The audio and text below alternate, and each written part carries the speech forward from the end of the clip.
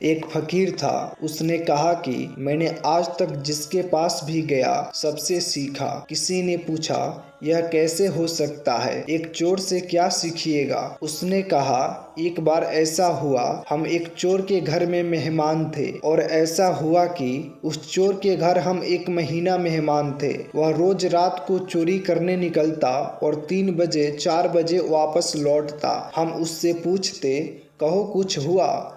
वह हंसकर कहता, आज तो कुछ नहीं हुआ, शायद कल हो। 1 महीना वह चोरी नहीं कर पाया।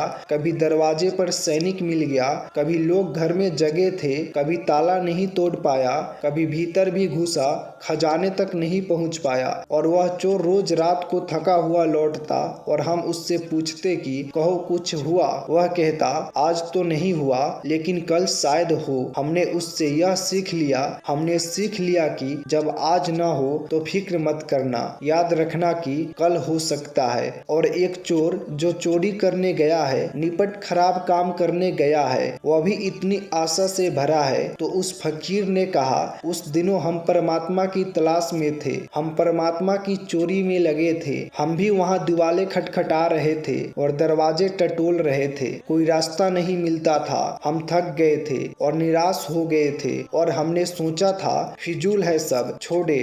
लेकिन उस चोर ने हमको बचा लिया और उसने कहा, आज नहीं हुआ, कल शायद होगा। और हमने यह सूत्र बना लिया कि आज नहीं होगा तो कल शायद होगा।